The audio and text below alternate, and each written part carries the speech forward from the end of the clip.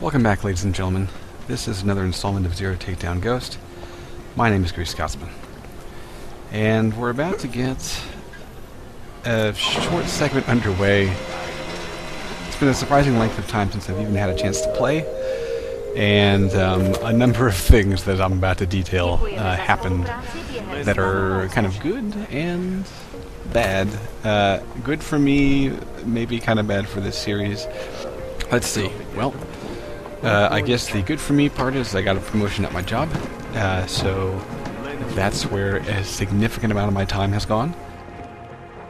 My XLR cable for my decent mic, I had to lend to my work, so I haven't been able to have high quality recordings in a couple of weeks. And at this point, I just kind of said, well, heck with it. I'll record on my crappy headset. Then the other piece of it is that there is a shoutcasting opportunity that I am moving ahead with. And for anyone that likes Destiny, you might want to keep your eyes peeled. I'm going to be involved in doing something now that private matches are available for Destiny on the console. So let's get into this gameplay. I've shown you kind of a sneaky route you can take as you come into. This is kind of. It almost feels like a side mission, but essentially is a main mission. It's a tutorial still. It's going to show you how to overclock your systems and give you a taste of what Adam Jensen souped up on like mechanical roids can do. Now, one thing that kept throwing me off is that the map scale is not right. So I kept having to kind of recheck it and make sure that I was heading in the right direction. It was a bit confusing.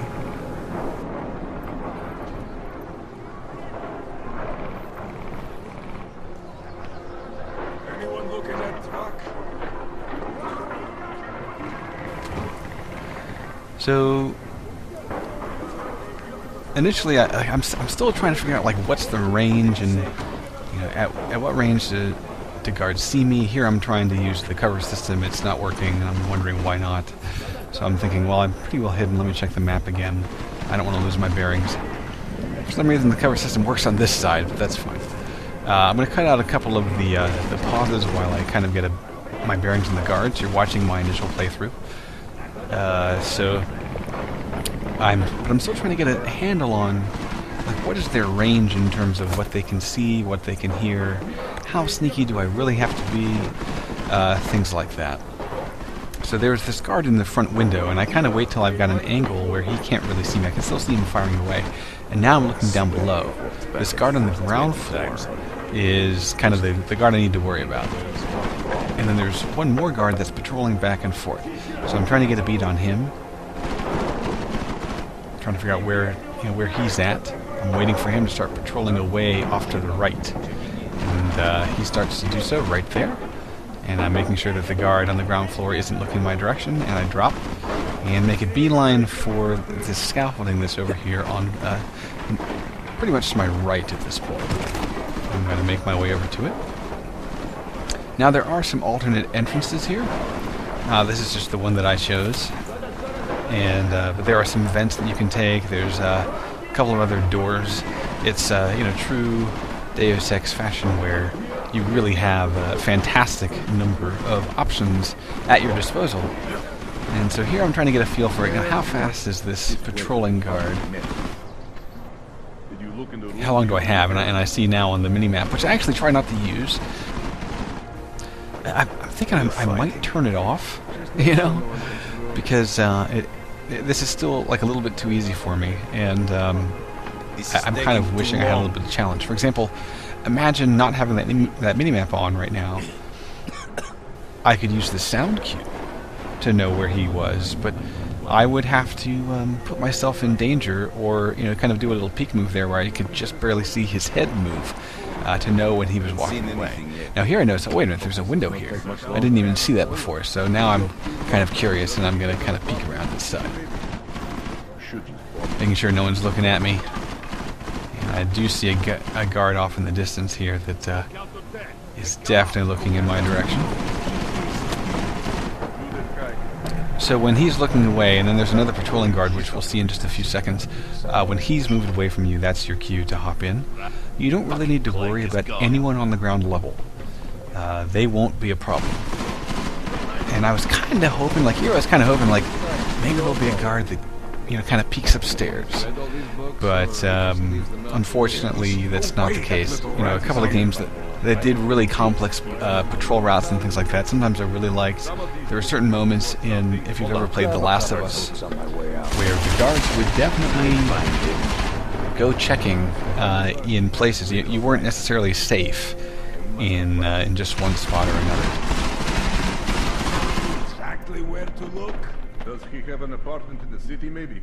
Reading. What a waste of time.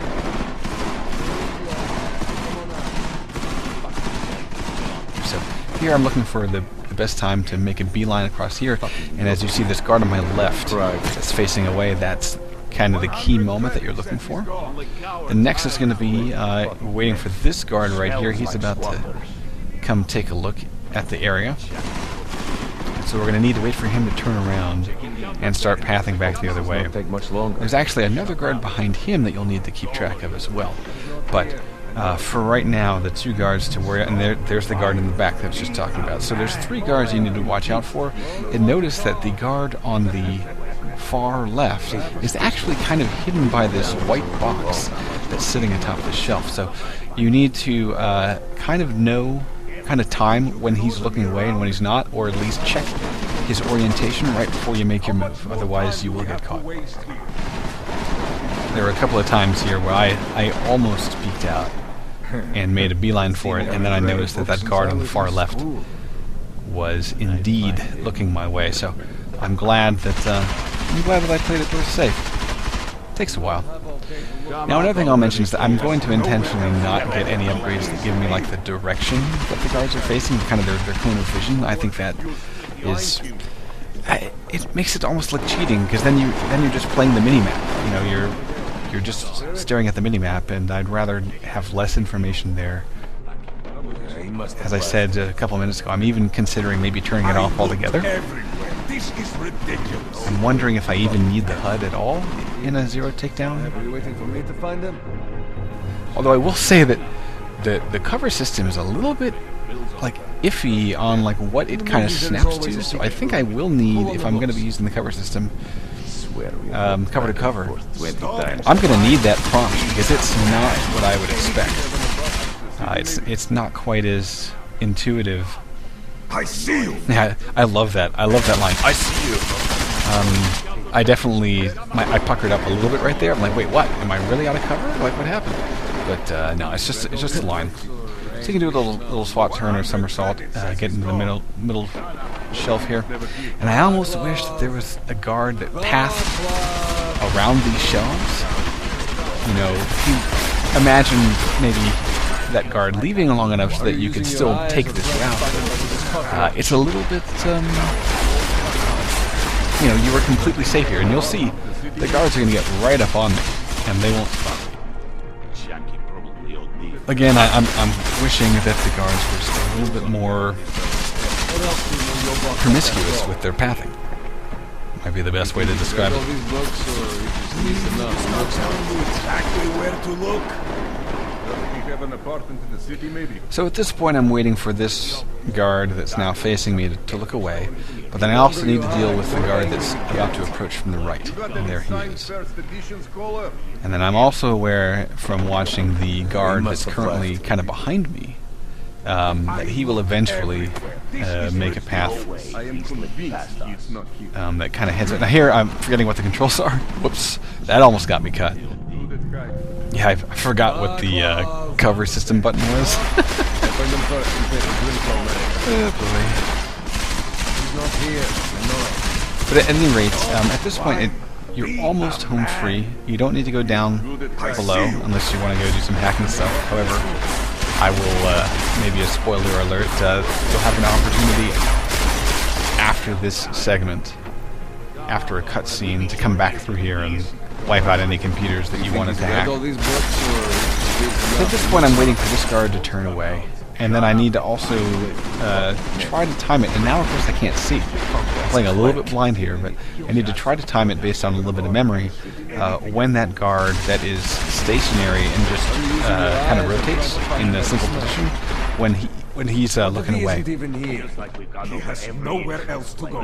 He is volley control this distance. So I'm gonna make a run for it here. And I spot over my shoulder. He's looking away. So I'm like, okay, this is my shot. I'm gonna take it. And I sneak right on past.